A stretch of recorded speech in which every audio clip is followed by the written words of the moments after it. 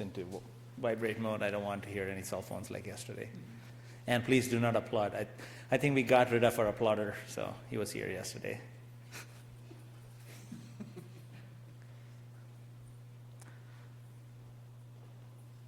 Got 1 minute. Patches on.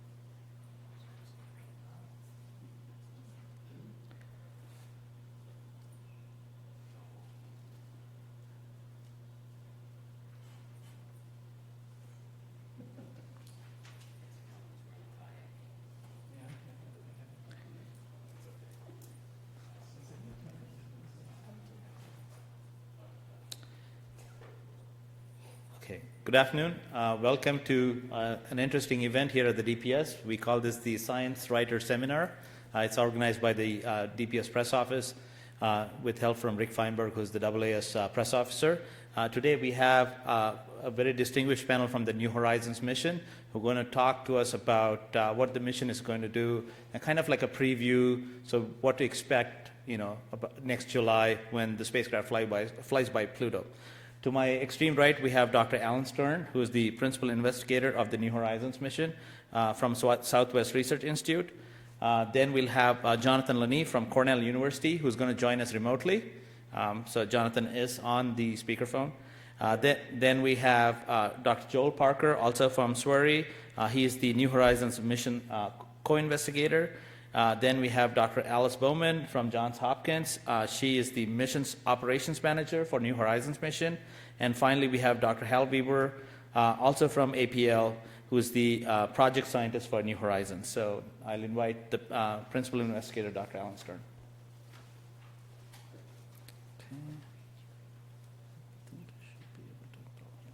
Okay, thank you, Vishnu. Welcome, everybody. We're going to give you a series of briefings and then answer your questions about the upcoming New Horizons mission today.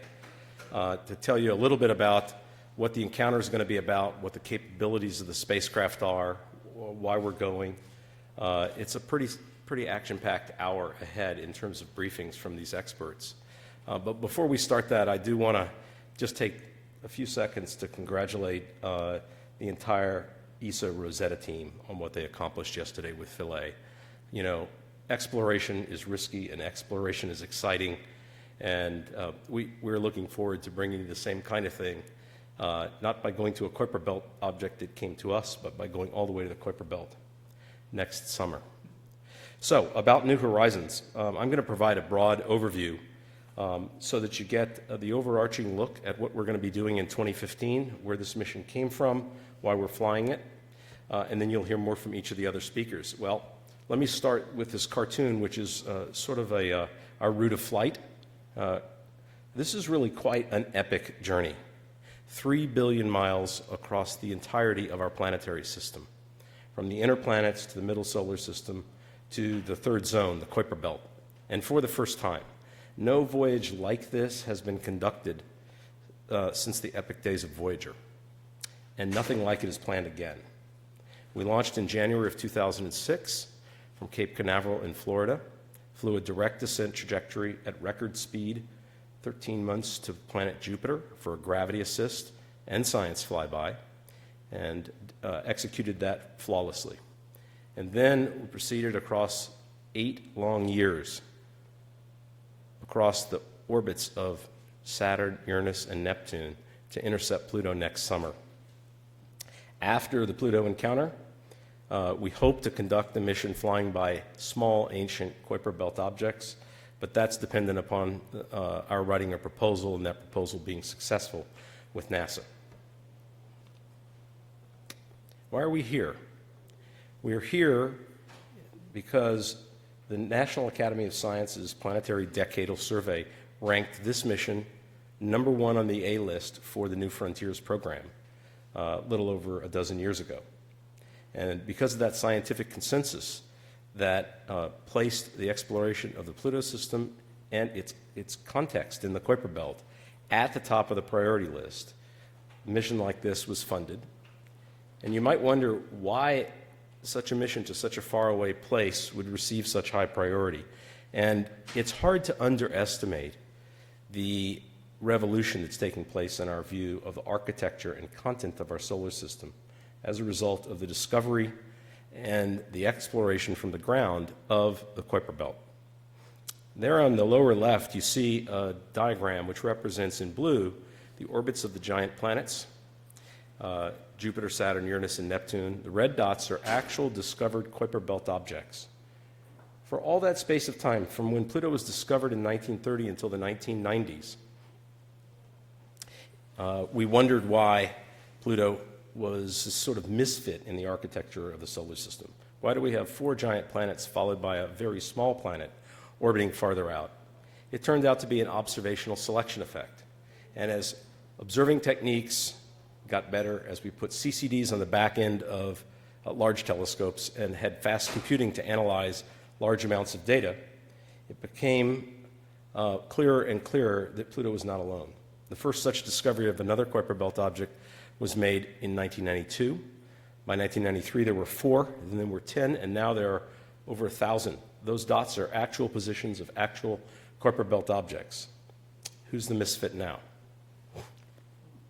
In fact, we not only know that the largest zone in the planetary system was essentially unknown before the 1990s, and we have given context to Pluto, but we also know now that the solar system was very good at making small planets, something very few expected. It's a real revolution in our understanding. And as a result, the National Academy said, well, gee, you know, we've been to the inner planets many times. We've got more important things to do there. We've got more important things to do at the giant planets and at small bodies, at asteroids and comets. But we've never yet, in 50 years of exploration, plumbed the Kuiper Belt. And so that's what rocketed this mission to the top of the priority queue for funding. Essentially, it was the discovery that the solar system is littered with small planets. Pluto, by the way, is not the smallest of them, but in fact the largest object in the Kuiper Belt. And in that distribution you see up top, ranging from Jupiter on the far left, just the first stop to your right of the sun, which is orange, all the way across to the smallest objects, Pluto lies about in the middle of that distribution. So it's a representative object, and we plan to bring the most scientific power that has ever been brought to bear on a first reconnaissance mission with New Horizons. This spacecraft is carrying 7 scientific instruments. You'll hear quite a bit more about them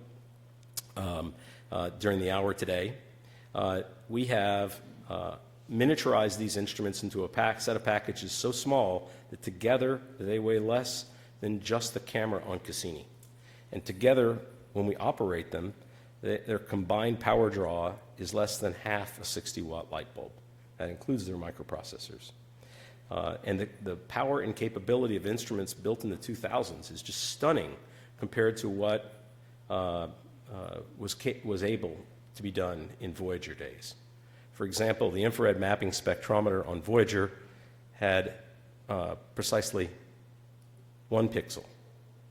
And our infrared mapping spectrometer has 64,000 pixels. Our ultraviolet spectrometer compares to Voyager's 2 pixels with 32,000. The march of technology has not only allowed this instrumentation to be far miniaturized, but also to give us much more capability in terms of mapping and also in situ instrumentation than we ever have before when we did a first-time flyby, a first-time reconnaissance of any world. You're going to hear a lot more about that. I do want to tell you that we had a spectacular success at Jupiter. This is an actual image of Jupiter made by New Horizons with its volcanic moon Io, also imaged by New Horizons. We made the cover of the Rolling Stone, as I like to say. Very productive scientific encounter that proved that the spacecraft and the instruments are capable of doing spectacular things on a flyby, which is what they were, of course, built to do. But I also want to say that our knowledge of Pluto is quite meager. Despite the march of technology on the ground that has given us big telescopes, very powerful spectrometers, even the Hubble Space Telescope in Earth orbit, we know very, very little about this world. And in a real sense, it's very much like our knowledge of Mars was before the first mission to Mars 50 years ago. This is the best image of Pluto ever made. It was made by the Hubble Space Telescope in its highest resolution mode, and you can't see very much. That's the exciting part. From my standpoint, this is a Christmas present sitting under the tree that's been waiting while we sped across the solar system to unwrap it. And we are so looking forward to turning this very fuzzy little picture of this very distant and small planet into something real, and to do it by taking the world along as a part of that, through social media, through you, and through other devices that we'll talk about as the encounter begins to unfold. To give you an idea of how poorly we know Pluto with images like this, I want to show you how easy it is to misinterpret. This is another object viewed at identical pixelation, and I dare you to tell me which object this is. If you got it right, let me know. It's very hard to tell. You saw this before. We're here and giving this particular press event because we're at the very tail end of this very long cruise across almost 3 billion miles of our journey from the Earth to the Pluto system. On December the 6th, we'll wake New Horizons up from its last hibernation, and we will be on the doorstep of the Pluto system. Encounter starts just a few weeks later on January the 15th. Now, this is going to be a long encounter, and we designed it to be that. We begin the observatory phase in January, and it continues until about April. By May, we will be delivering imagery that's better than Hubble, and it just gets better every week from there on in until we storm the gates of Pluto on Bastille Day, July the 14th, 2015. Encounter operations will continue. We'll continue to take science as we recede from Pluto, and we'll begin to downlink data. But this spacecraft and its instruments were designed to take so much data and to have such large memory banks that it will be 16 months later, in October of 2016, almost 2 years from now, before all the data is on the ground. We built New Horizons to be very effective at Pluto and to take the luxury of sending a very large amount of data home over a long period of time following that. So you'll be seeing many scientific results, over 1,000 images to the ground on approach, many more at closest approach. But the flood of data will continue across July, across August, September, the rest of 2015, and all of 2016. And to give you one taste of the kind of imagery that we'll be returning, I had this image prepared of the Earth at the resolution that we will see Pluto just half a day or so before encounter. Much better than that smudgy image that I showed you earlier, our current best. But the inset, the blow-up, which is of New York City, is actually made at the resolution of our very best images that we will be taking of Pluto, and by the way, of Sharon as well. And if you look at that picture, it's not quite blown up large enough, but a careful study of that picture, which is made as if New Horizons had flown over New York City and made the exact same imaging sequence, allows you to easily pick out Manhattan, easily pick out the Hudson and the East River. You can see Central Park, and if you look carefully, you can count the ponds in Central Park, the wharfs on the Hudson. You can see main thoroughfares up and down Manhattan. I don't expect any of those features to be discovered on Pluto, but that gives you a feeling for the power of the instrumentation that we're bringing to the system. I'm going to conclude with this slide and just tell you that New Horizons, in my view, is a storybook mission. It's like a space mission from the first era of planetary exploration, a mission from the 60s or 70s when we went to Venus and Mars and Mercury and Jupiter for the first time and made big discoveries. Nothing like it has occurred in 25 years since Voyager finished at Neptune. But we're bringing a 21st century spacecraft and 21st century payload to bear and doing a mission that's, I think, going to be truly historic, not in rewriting the textbooks, but in writing the textbook about the Pluto system and the Kuiper Belt. Thank you.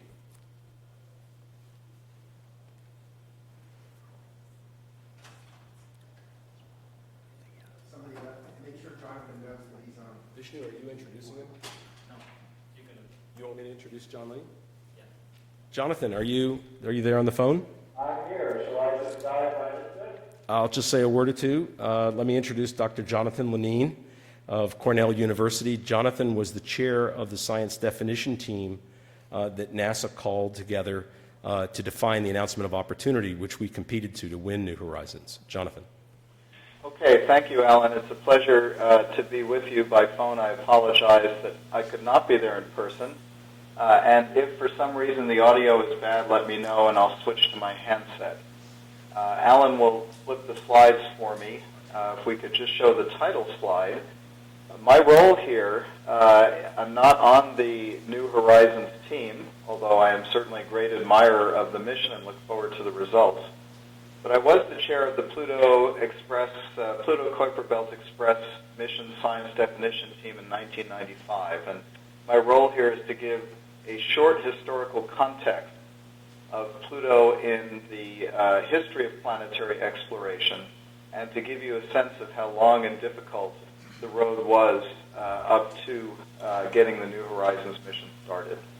So, Alan, if you go to the first slide, which is the chart of first reconnaissance missions. We're there. You're there. Okay, good. When I put this chart together, it really impressed me. What you see is the year and the mission that first reconnoitered the objects listed on the left, and then whether those objects were subsequently visited by orbiter or lander. Now, for those of us who are in our 50s or older, if we took an astronomy book from our childhood and looked at that list of objects, none of them would have been visited at all, with the exception of the moon. And today, they've all been visited at least once, except for Pluto.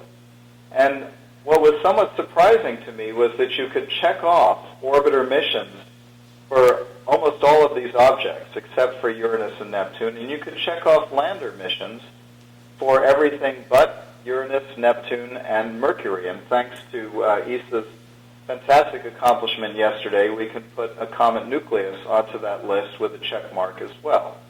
And yet, despite all this activity in exploring the solar system, Pluto is as yet unexplored, and that will change with New Horizons next year. So if we go to the next slide, there's a long list of scientific results on Pluto and related objects that led up scientifically to interest in a Pluto mission. And of that long list, I would call out just three for lack of time. One was in 1989 when Voyager 2 flew past Neptune and did a very close flyby of Neptune's large moon Triton, which, because of its retrograde orbit, was strongly suspected, and we believe this even more so today, to have been a captured object from an orbit similar to that of Neptune. Triton turned out to be a complex active body with a polar cap, with nitrogen geysers, with an atmosphere, with, for all we can tell, seasons. It was in the same period of time that the first reliable radii for Pluto and Charon were determined separately from this mission, that there was the discovery as well of the nature of the atmosphere. That was 1988, the year before that. And so here we have this object that turned out to be about the size of Pluto. It took the Voyager 2 mission to determine the size and mass of Triton. It turned out actually to be the density of Pluto and had all this activity on its surface. And Pluto itself, since it had an atmosphere, it would be easy to make the inference that it should be as interesting and as dynamic as Triton. And moreover, because Triton was a body captured from solar orbit, whereas Pluto was known to be in an orbit that was stable against capture by Neptune. In a way, Triton and Pluto were Jekyll and Hyde, two sides of the small planet group in terms of their subsequent history. And being able to study the object that didn't get captured, namely Pluto, was intensely interesting. And then in 1992, as Alan pointed out, the Kuiper Belt was effectively discovered. Jewett and Liu discovered the first of many objects in what would come to be called the Kuiper Belt.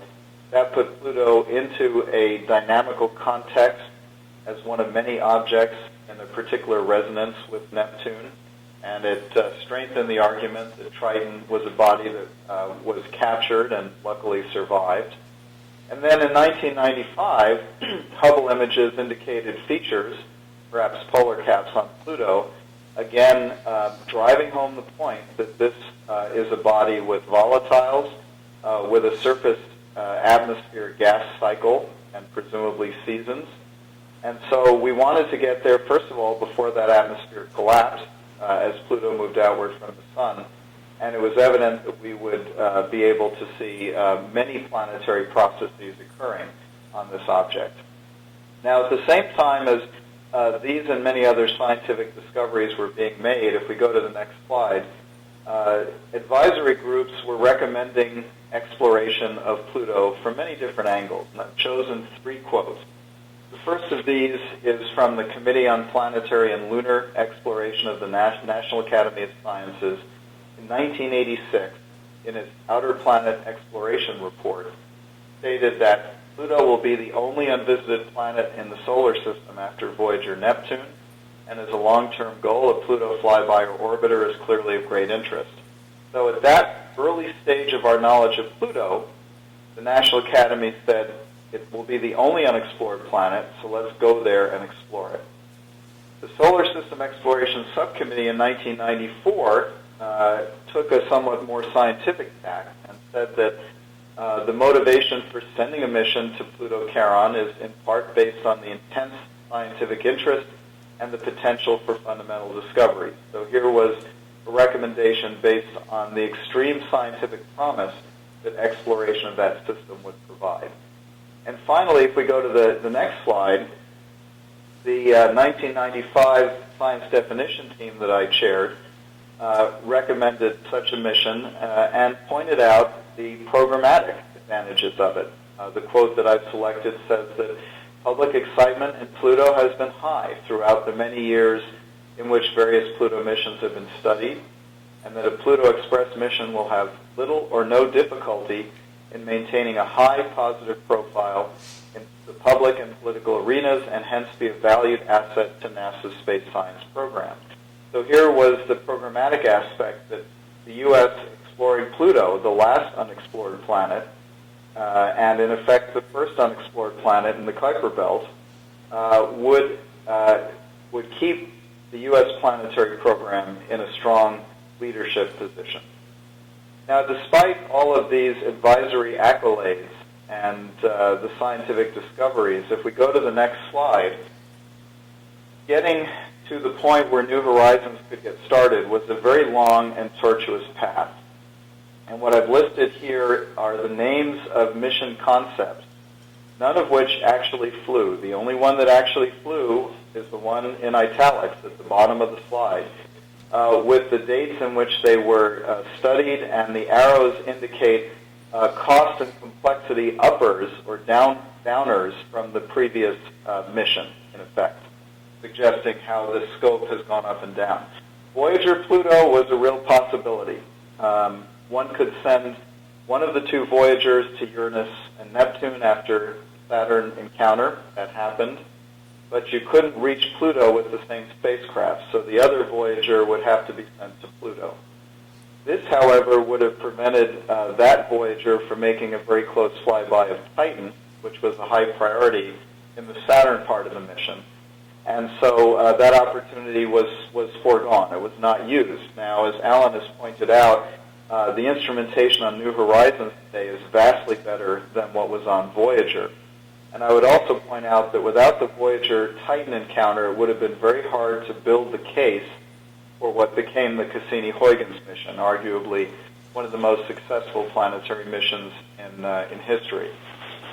So then we fast forward to the 1990s, and in rapid succession were a 350-kilogram proto-discovery type concept. The Discovery program was just being set up. That was Pluto 350. But then JPL came up with a much more expensive and ambitious Pluto mission as part of its Mariner Mark II series, a very elaborate and expensive spacecraft concept, the only version of which flew as Cassini. So that didn't really get very far. Pluto 350 came back again into the mix thanks to the Outer Planet Science Working Group that Alan chaired. But then JPL came up with a super low-cost concept called Pluto Fast Flyby, initially less than 50 kilograms, but the cost and mass of that went up. And that got transformed into the Pluto Express concept, which is what my committee studied in the mid-1990s. The then Administrator Dan Golden put the kibosh on studies at that point, and it was only then at the end of the decade, in a very complicated series of maneuvers by NASA, by the community, by the National Academy through its decadal survey and so on, that these were revived, and we ended up with New Horizons as the first of the New Frontiers missions, selected in November of 2001. So it's very much quite possible that we would not have had a Pluto mission if one of these many steps had not occurred as they did. It was a long and tortuous path. Let me close with one other recommendation that my group made. In 1995, shortly after the Kuiper Belt was discovered 3 years before, and that was that we strongly recommended that nothing be done during mission development to preclude the possibility of a Kuiper Belt mission extension. And we believe that the Kuiper Belt mission extension to go to a Kuiper Belt beyond Pluto would be scientifically compelling, publicly exciting, and unquestionably historic. And it strikes me as amazing that development of New Horizons, launch, and cruise, there were no Kuiper Belt targets. It was only finally last year through the collaboration of the New Horizons team with NASA and Space Telescope that HST was able to find 3 targets. And that, to me, in closing, is extraordinarily exciting, because as exciting and historic as the Pluto flyby will be, it now looks like it will be the first step to an exploration of a realm that hitherto has been unexplored, with thousands of large bodies, literally a place where, to misquote the old doxology, there are worlds without end. And we're beginning to explore that today with New Horizons. Thank you very much.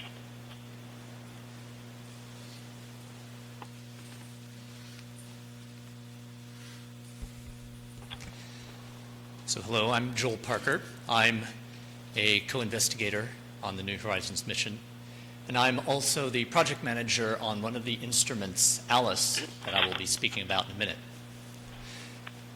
So with that prelude that we've heard, what do you bring to bear if you're going to explore an unexplored planet? So if you need to think, what are you going to bring with you if you're going to go camping somewhere you've never been before? Well, the New Horizons mission has built a phenomenal package of instruments to explore this uncharted territory. These are instruments that, as Alan said, are low mass, low power, and exceptional capability. And I'm going to step you through some of the instruments that are on New Horizons and explain some of their capability. And then later at the end, Hal Weaver will talk a little more about the science that will be coming out of this. So this image shows the New Horizons spacecraft there on your left, and an indication on the right of the different instruments. I will step through those, but this just shows you roughly the layout. You can see where all the instruments are. I will point out that on the image on the left on the bottom is one that you can't see in the diagram. That's the student dust counter, and I will speak to that in a minute. But this is really a breakthrough. You had to have instruments that were small and very capable to get low mass out there to Pluto very quickly. These instruments will be able to do an extensive study of Pluto, study atmospheres, surfaces in the Pluto system, and particles. These are pictures of the actual instruments on the spacecraft. And as you can see, we cover a wide range of capabilities here. We cover from ultraviolet to visible, infrared, and to radio wavelengths. We do imaging and spectroscopy, study particles and plasmas and dust. So these instruments carry a lot of capability, and many of them backing up the capability of others. So first I'll start with the instrument Lorry, which is a long-range reconnaissance imager. So this instrument is basically a high-resolution telescope. As you can see here on the left, that's the actual instrument on the spacecraft sticking out there with the cover on it.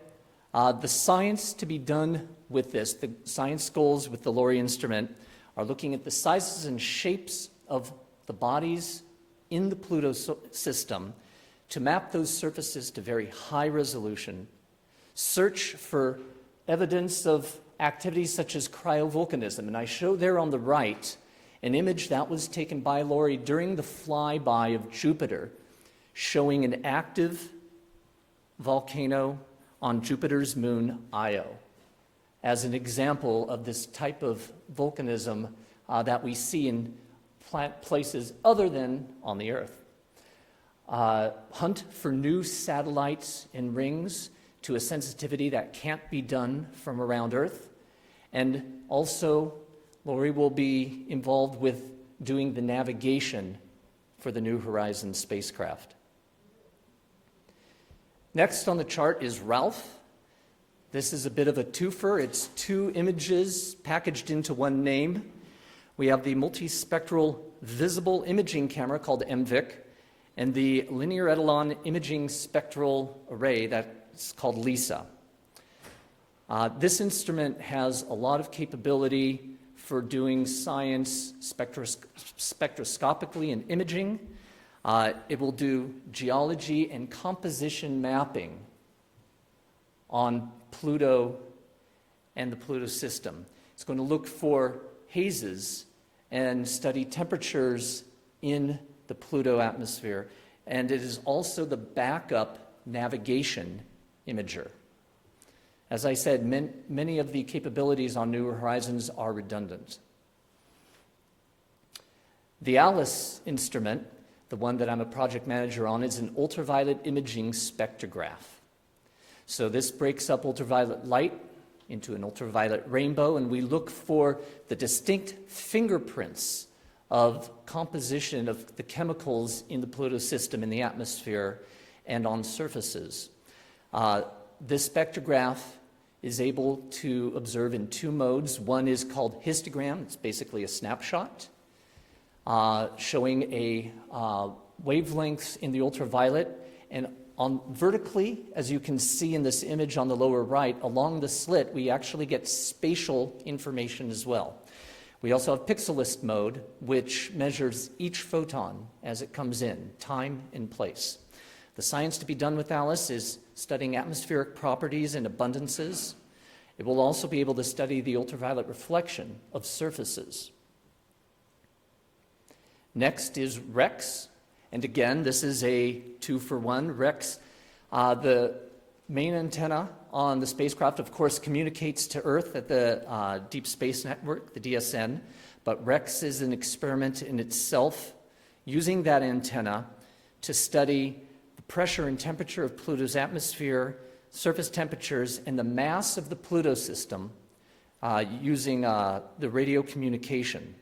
And ALICE and REX together have a particular important scientific goal, is during the occultation, when the New Horizons spacecraft flies into the shadow of Pluto and Charon, it will look back toward the sun, and in the case of REX, back toward the radio telescopes on Earth, and probe the atmosphere as the sun and the Earth fall behind the planet, doing an incredibly sensitive study of the atmosphere of Pluto and search for an atmosphere of Charon. We have two particle detectors on the New Horizons spacecraft. First is called Pepsi, the Pluto Energetic Particle Spectrometer Science Investigation. This instrument is a time-of-flight spectrometer, measures the time of flight of particles that come in, detects medium energy ions and electrons, ions being atoms, molecules that have lost one or more electrons. So the science being done by this is studying the mass, the energy, and the distribution of these particles in the Pluto system.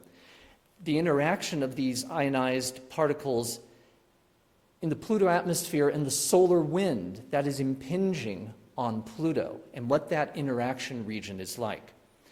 And also the distribution and the composition of what are called pickup ions, atoms, molecules from the Pluto atmosphere that are ionized. The other instrument, SWAP, the solar wind around Pluto that studies particles. And here, again, you can see SWAP and Pepsi together on the spacecraft. This is a very sensitive electrostatic particle analyzer. So again, it measures particles as they come in and using electric fields to basically select the mass and types of particles you're looking for. This is designed to study the lower energy ions in the Pluto environment in the solar wind near Pluto. So SWAP and Pepsi are very complementary, studying different ranges. So the science here, some of it similar, detect the Pluto solar wind interaction boundary, estimate the escape rate of the Pluto atmosphere. This is very important for understanding the balance between what's going on with the surface and the atmosphere of Pluto, measure the distribution of those pickup ions, and also even to determine if Pluto has a tail, like a comet. The last instrument that I'm mentioning is the student dust counter. And this instrument is 12 detectors, as you can see in the image here, that measure the impact of dust particles as they impinge on the spacecraft. And this is the only interplanetary instrument that has been built and run, designed, the whole gamut entirely by students.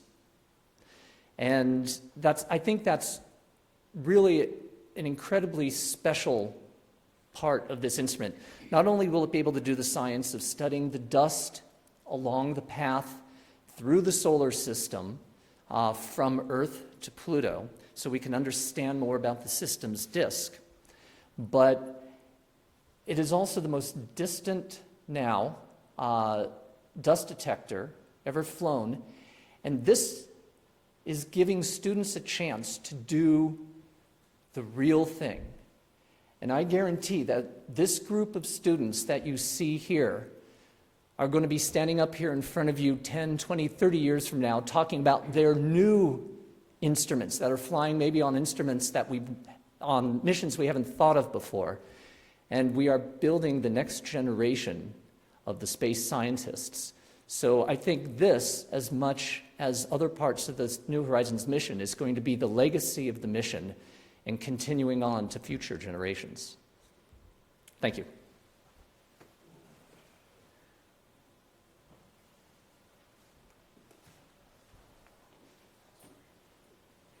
Hi, I'm Alice Bowman. I'm the New Horizons Mission Operations Manager. And thank you, Dr. Vishnu Reddy, for introducing me as a doctor. But I always think of that Big Bang episode where they always go, doctor, doctor, doctor, mister. So thank you. I don't have a doctorate. I have to fess up to that. So you might be thinking, well, isn't New Horizons awake? It should have been awake since we launched in January of 2006. But actually, we put the spacecraft to sleep when we don't have active operations going on.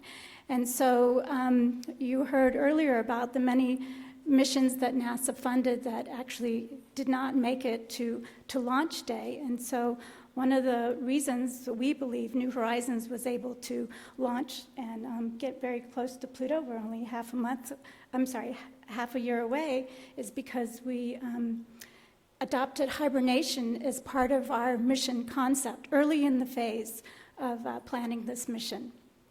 And Because we did that, we were able to save on deep space network cost. We're able to save on operations staffing around the, because we're minimizing the active periods of the spacecraft. And that frees up people to do planning for the encounter or Jupiter or any other activities that we decide we need to devote manpower to. It allows uninterrupted particle data collection, and you heard Joel talk about the Pepsi and the SWAP instruments and the SDC.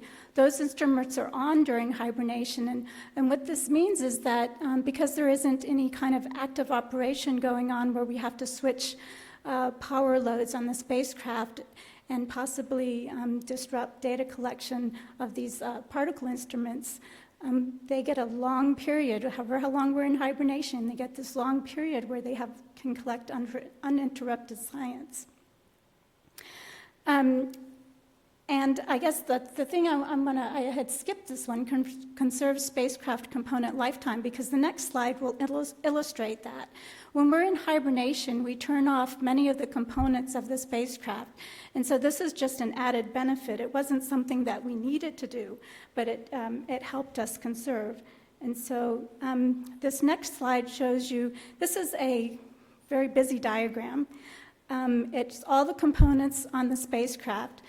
The ones that are green are the ones that are on during hibernation. And so if I flip back and forth between these, this one shows the components that are on when we're in active operation. So you can see how many components we're able to turn off in hibernation. That being said, from 2007, after our Jupiter encounter, through 2014 up to when we wake up the spacecraft on December 6th, these are the periods of hibernation and active operations that we have gone through on the spacecraft. So you can see that the blue or the purpley color is when the spacecraft's in hibernation, and all these other colors are when we have active operations going on. So you can see we had many, many periods of hibernation, and we also had many periods of active operations. When we're in active operations, we're calibrating instruments, we're performing software loads, we're checking out any other kind of conditions that the scientists need us to check out. And again, when we're in hibernation, we're collecting instrument data. So, when we do wake up the spacecraft, we'll have, this is currently the 18th hibernation period, and those periods have ranged from 36 days all the way up to 202 days, and the 202 number actually was done in 2008. From Jupiter through December 6th, we'll have spent 66% of our time in hibernation, and that equates to a total of 1,873 days. So we aren't sending a command to wake up the spacecraft. We actually loaded that sequence on board the spacecraft back in August of 2014, and the onboard sequence is going to wake it up. And these times are in Eastern Standard Time. At 3 p.m., the transition out of hibernation will start, and that's on board the spacecraft.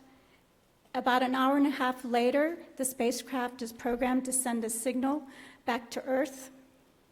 It's going to take, on this day, it'll take 4 hours and 25 minutes for that signal to reach Earth, and at 9:30 p.m.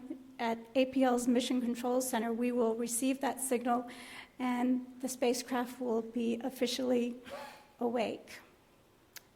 So when we wake up on December 6th, we'll have about 6 weeks to get the spacecraft prepared. Final preparations. We've been preparing for 9 years, but final preparations for the encounter. So on the spacecraft, we'll be downlinking data, health and safety data that was collected over this hibernation period. We'll be doing memory checks on the different components on the spacecraft. We want to make sure that we have everything in memory like we want it to be for the encounter. We'll be downlinking all that instrument data that we collected during hibernation, the Pepsi, the SWAP, and the SDC data. We'll be updating the spacecraft pointing knowledge, so the ephemeris, that we will be loading that based on tracking data that we collected last summer and early in the wake-up period. We'll be updating the instrument thresholds. We'll be preparing the recorder. When we first launched this spacecraft, I was amazed that we were going to have a 10 gigabit recorder space. And that's a prime recorder and a redundant. And I thought, silly me, I thought, the scientists, that's great. They're going to have a hard time filling that up. Well, boy, was I wrong.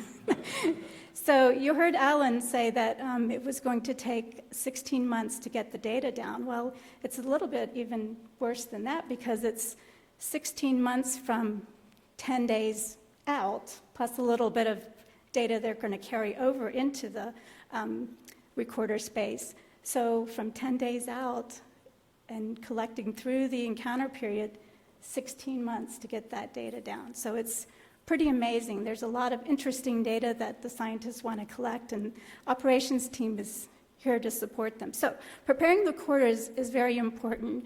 We need to make sure that it's erased and in a form or in a configuration that will support all that data collection. We'll complete the final memory uploads, and we'll be doing the final testing of the instruments. There are a couple things that we need to make sure that we have right, and we'll be testing those things out. So that was the things that were going on the spacecraft. On the ground, there's a lot of activity. We'll be analyzing that spacecraft data that came down, reporting on health and safety. We'll be making sure there aren't any trends that look bad from an engineering point of view. We'll be collecting navigation tracking data, which is extremely important for the navigation team. We're going to be relying upon optical navigation and Doppler and delta door tracking for navigation to make sure we hit that target point that the scientists want us to hit. We'll be testing, building, validating command sequences, and we'll be finishing up our operational readiness tests. There's been quite a campaign of those tests, and we'll be carrying those into the very beginning of next year. And so all this is being done to prepare for the big show, which begins January 15th, 2015. Thank you.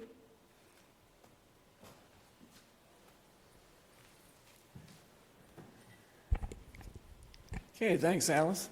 I'm Hal Weaver, the New Horizons project scientist from the Johns Hopkins Applied Physics Laboratory. And it's amazing, just 2 months away is when we're beginning this historic investigation. So what are our expectations during the Pluto encounter? The first point that I want to make, and that's an important one, is that this is much more than a single day. Of course, July the 14th, 2015, that's the day that we reached the closest approach point to Pluto, and most of our best results will come from a few days around that time period. But I really want to emphasize that we'll have lots of juicy science, historic science, accumulated well before the day of the closest approach. And to illustrate that, if you look at the top here, near the top, there's the timeline for the year. 2015 is the year of the Pluto encounter. As Alice said, we're starting up in January, and the mission team has divided the Pluto encounter year into 7 different phases. Approach phase, 3 approach phases, 3 departure phases, and then what we call the near encounter phase, just plus or minus a day around the time of closest approach. And I'm going to walk you through some of the milestones associated with each of those particular phases. During AP1, which starts, as Alice was just saying, mid-January and goes through about mid-April, most of what we do there scientifically is associated with taking imaging for optical navigation to make sure that the spacecraft stays on course to hit the exact spot in the Pluto system, the aim point that's going to take us on the journey where we want to go, through the shadows of Pluto and Charon. But those optical navigation images are actually going to have scientific value themselves, and the scientists are sharing these data with the optical navigation team. But in addition to these images, we'll also be taking background measurements of the particle environment and the dust environment, in preparation for the later observations. Now, as we move into, later in April and into mid-June, that's the time period when we start to get better than Hubble. Okay? And we'll also be doing deep searches for satellites and rings, better than what can be done on Hubble or any other observatory on the Earth.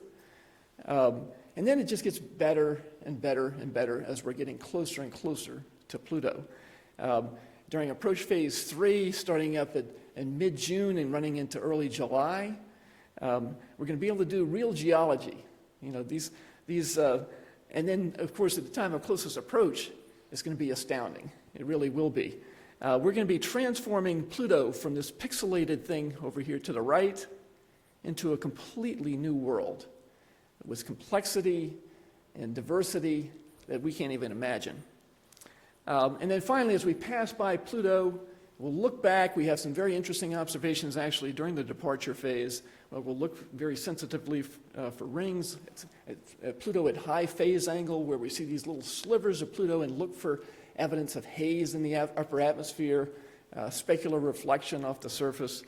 We'll be trying to see whether or not Pluto has a tail, like a comet.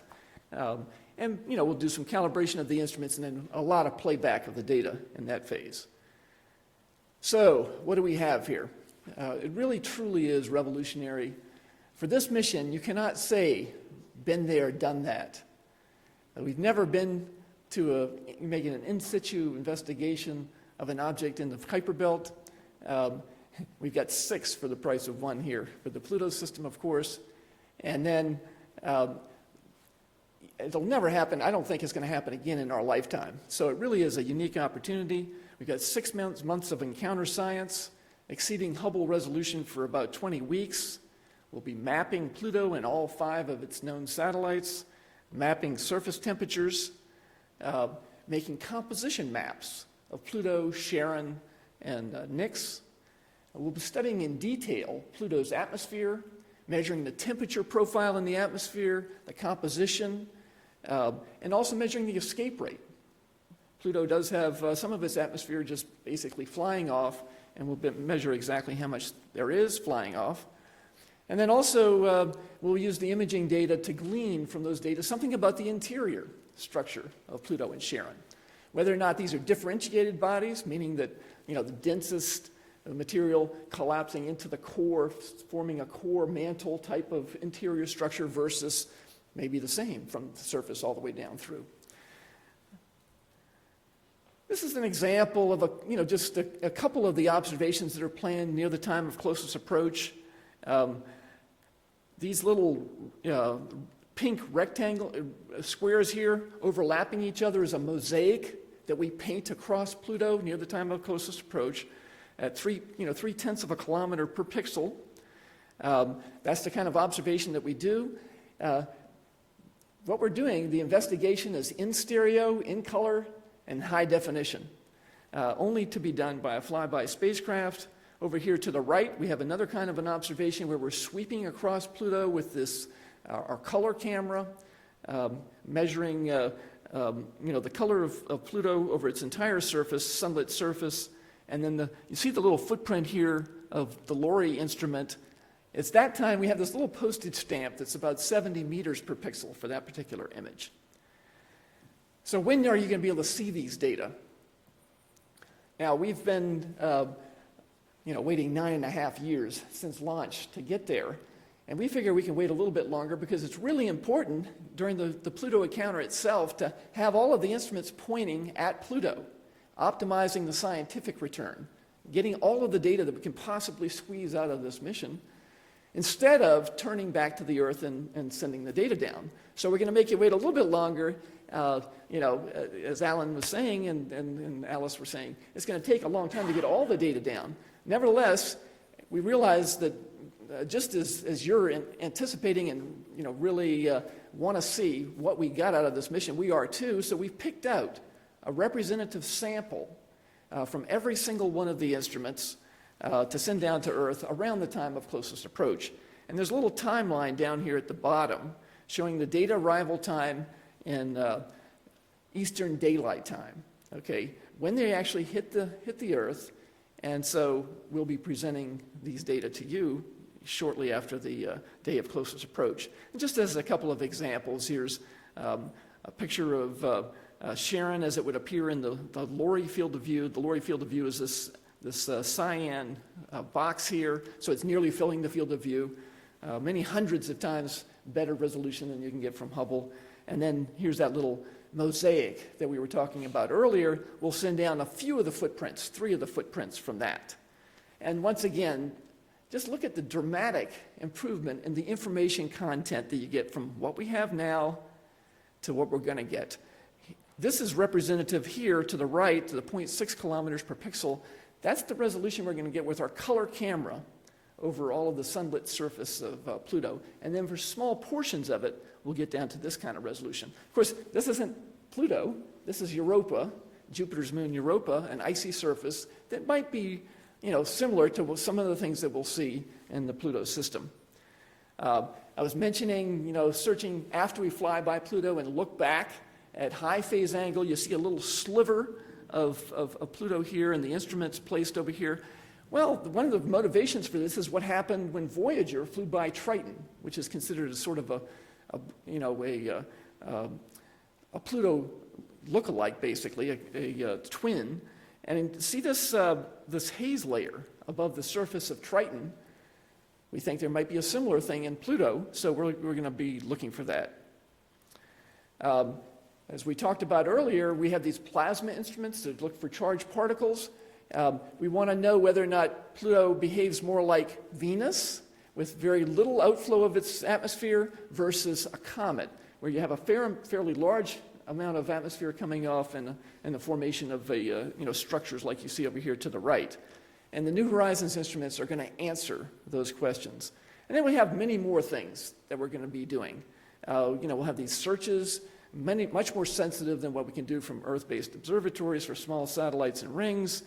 We'll be doing some cool things like we can actually see portions of Pluto that never get illuminated, but because of the geometry, with Charon behind Pluto, the sunlight shining off of Charon, reflecting then off of Pluto and into our instruments. Our instruments are so sensitive that we can actually see some regions of some real estate on Pluto that you could not otherwise have any information on. We'll have more than 10 weeks of science data returned where we can look for temporal changes. And then we'll be doing some things for the public, some family portraits. They're just pretty pictures, for everyone. But the thing that we have to admit in the final analysis here is that we really are doing this for the first time. And almost certainly the most exciting discoveries that we'll make in this mission are the ones that we never anticipated. Thank you. I'll just say a word or two to wrap this up. Come on up, Vishnu. Well, first, thanks to all the speakers and thanks to you for your interest. We are on the heels of beginning this historic exploration. I suspect that you, like all of us, have thought for many, many years, what does Pluto look like? What is that system like? There's going to be nothing like this in the foreseeable future, where we're sending a spacecraft for the first time to a new world, to a new planet, to a new type of planet. And we can't wait to bring you along. It all begins December the 6th with that wake-up event that Alice told you about, and then beginning January the 15th, using that exquisite payload that Joel Parker told you about, with the operations that Hal just outlined that last for 6 months. Come along with us, and we're happy to take your questions. Okay. Leslie? So I have several related questions, probably for Alice.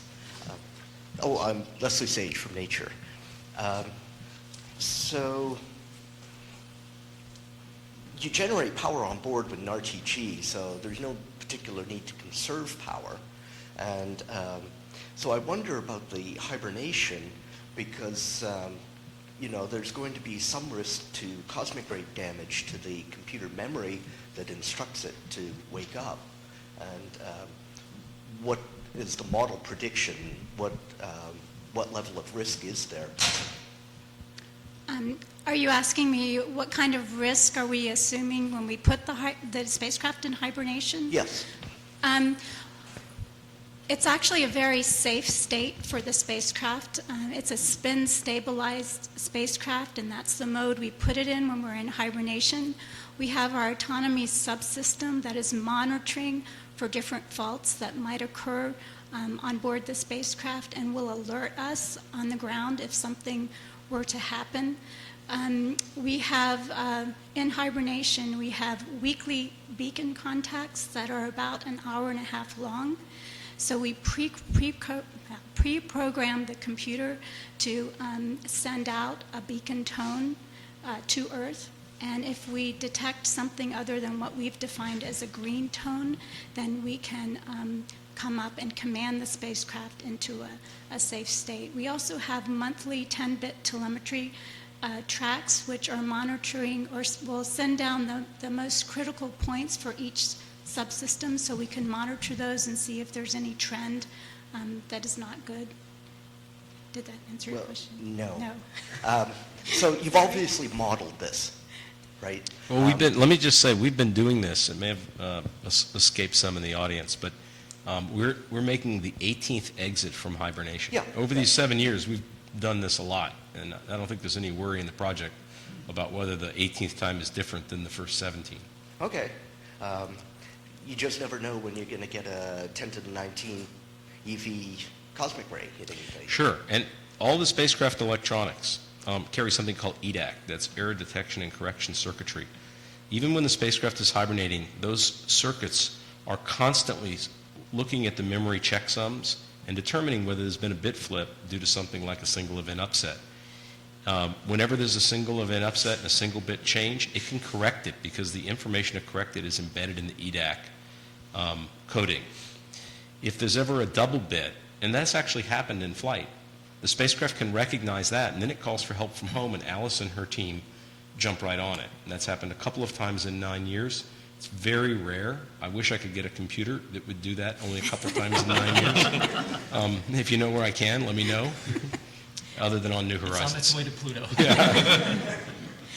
Additionally, we have sun sensors on board, so if there was some kind of catastrophic failure, we would go into a sun acquisition mode and we'd be able to contact the spacecraft by that way.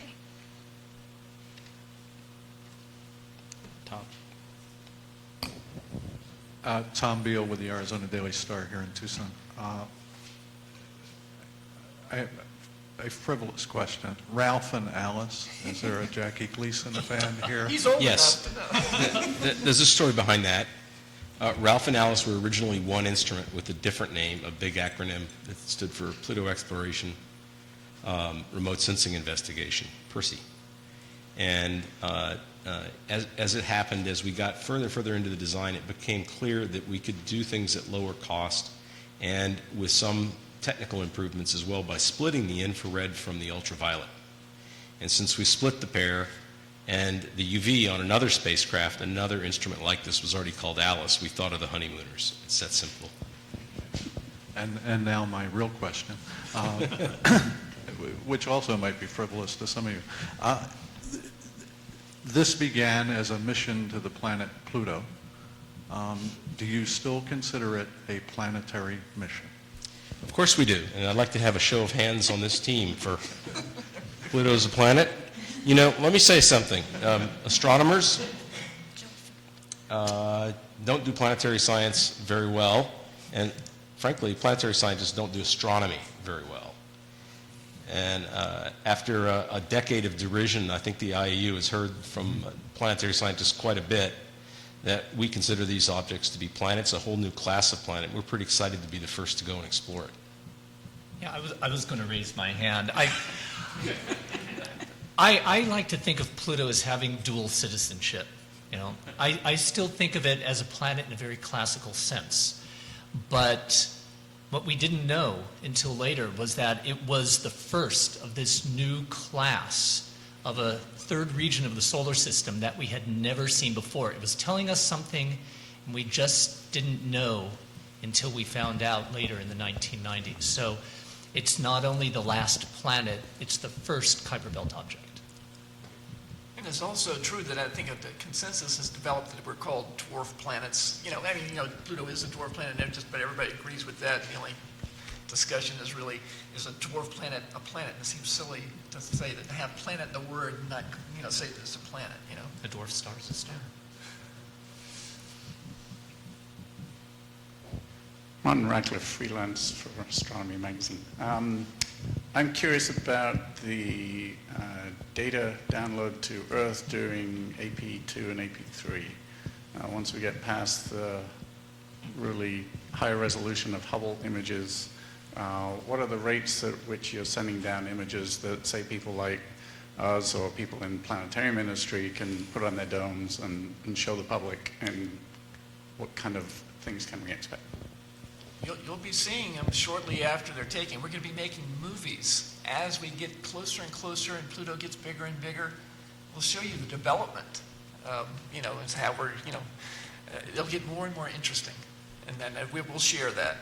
So you're doing that daily, weekly? It depends. We have a schedule. It's complex and it varies. In part, it varies because we pick specific times to do things that make sense when you do the math for the navigation or for the science. But additionally, we're sharing the Deep Space Network with a lot of other spacecraft. And when we can downlink things, it depends upon the total load on the DSN. Around the time of close approach, we have very, very high priority. But during the earlier phases, we have to be a good citizen and share. Alice negotiates all those schedules with the Deep Space Network. And so it's not the kind of clockwork cadence that you're thinking of. But as I said at the beginning, over 1,000 images will be returned to the ground during the first few months of approach. So you'll have a lot to look at. Leslie. So this is a question about the smallest moons. They're quite small, and they're going to be trade-offs between, trying to get the highest resolution possible on Pluto, but you want to not neglect the moons. So what do you anticipate, how many resolution elements are you going to have on the smallest moons at the highest resolution? Hal, you want to take it? Yeah, a couple hundred pixels across, for the highest resolution images. So that's good enough to do geology, on Nixon Hydra, for example. And of course, we discovered Nixon Hydra in the spring of 2005, so that was even before launch. So even though when the mission was conceived, we didn't know that those satellites were there, we knew about it when we started doing the planning, the detailed planning. And yeah, Pluto and Charon remain, the primary focus of the mission, but we added similar objectives that we have for Pluto and Charon, we added for Nixon Hydra in particular, and those have become part of our, of our plan ever since we've been, doing the planning for the final, few sequences. And, for the latest discoveries of Kerberos and Styx, we will do less on those, that's for sure, and especially Styx. But, they'll be observed. I don't know if Alan wants to say a little bit more. Well, I'll add a couple things. Thanks. I think that was pretty good overview. First, one thing we probably should have said that we didn't today is that all the observations of the Pluto system are already pre-programmed. This is a sequence that's been very, very carefully worked out to maximize the science and stay within all the various constraints that the spacecraft has, how much memory, how much propellant, how much time to do a turn, many other kinds of things. All that was put under lock and key as a sequence a very long time ago after we rehearsed it on the spacecraft in 2013. So we know exactly what's planned. All, as Hal said, all the objects in the system that we know about will be studied. But we have made priority decisions because we're only at closest approach on one day. And our hard objectives in our contract with NASA relate to Pluto and Charon primarily, and Nixon Hydra secondarily. And tiny satellites like Styx and Kerberos our best effort. You will see images of them that are comparable to what Voyager did on small satellites of the Neptune system, for example. But for Nix, for example, much larger, you'll see all the same kinds of data sets, thermal mapping, composition mapping, all the things that we're doing for Pluto and Charon. It'll be a real world when we get done.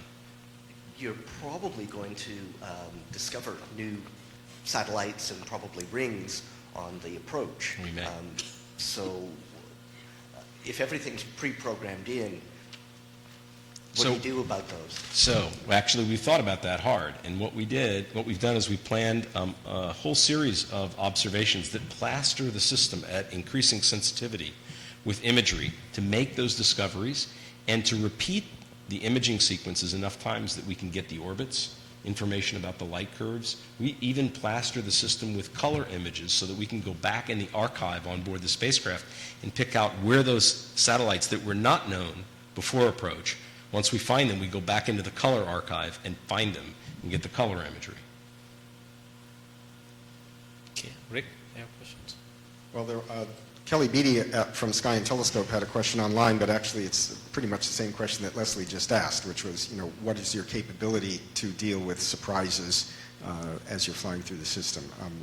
So if there's anything you'd like to elaborate on over what you just said, feel free. Otherwise, I have a couple of questions myself.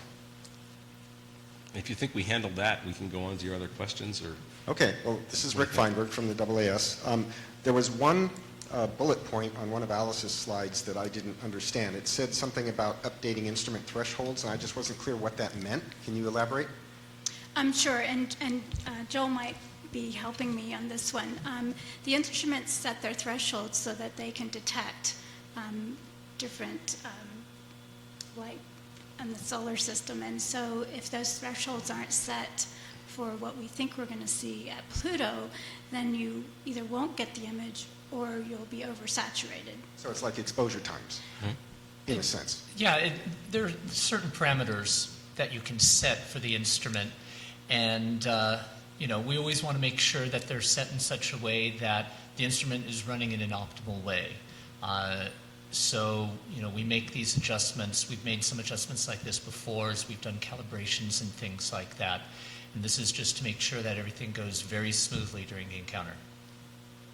Another thing I wanted to, this is more of a comment rather than a question, but there was one very prominent feature on that spacecraft that nobody referred to. It looked like a giant telescope, but I'm assuming that's the RTG, the power source, and it's hanging off the back. You mean the big black hair curler looking thing? Exactly. That's the RTG. Exactly. Yeah, I didn't see it labeled anywhere, and I thought, I just want to make sure everybody understood that that's what it was. And then this is a question along the lines of what Tom Beale asked. Just a few weeks after the close encounter, the International Astronomical Union will be meeting in Honolulu for its General Assembly. And I'm just wondering if you have any anticipation or expectation of what kind of discussions might take place there relevant to the status of Pluto. I'll field that one. I thank you for asking. In my view, as an expert on the Kuiper Belt, on Pluto, on dwarf planets, on this system, I believe the astronomers gave up their franchise with their mistake.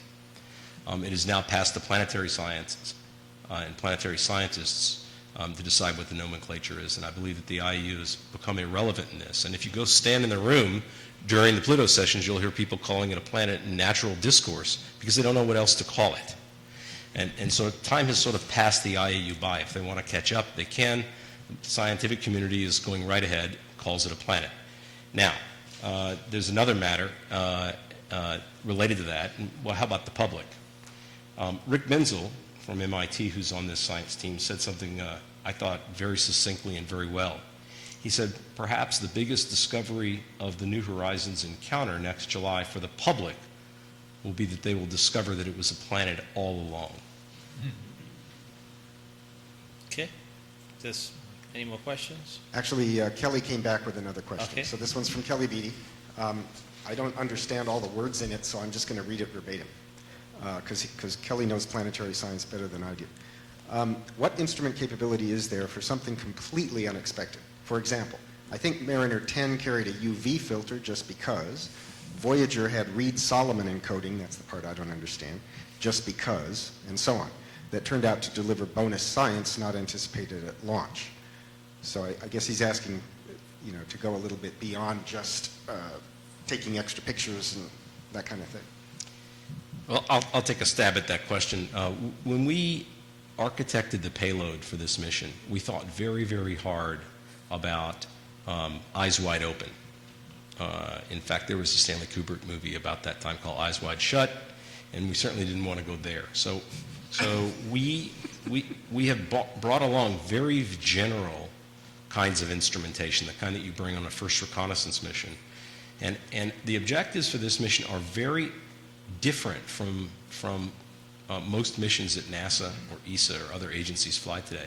When we go back to Mars for the nth landing, we have very specific questions about the chemistry of the soils, for example.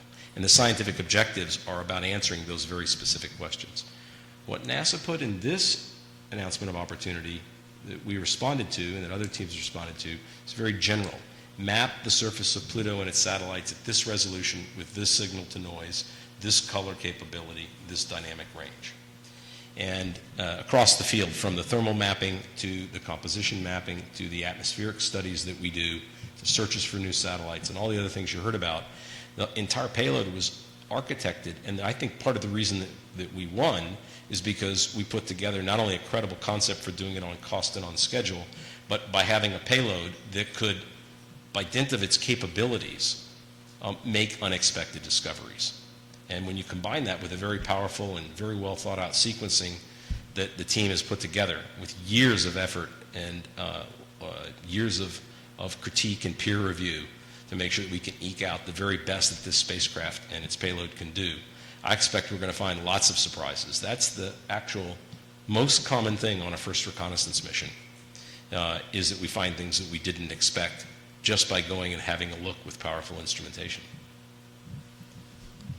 Okay, if there are no questions, we will conclude and head to the prize ceremony now for the Eberhard. So I will get there. Thank you, and we'll see you next year in DC.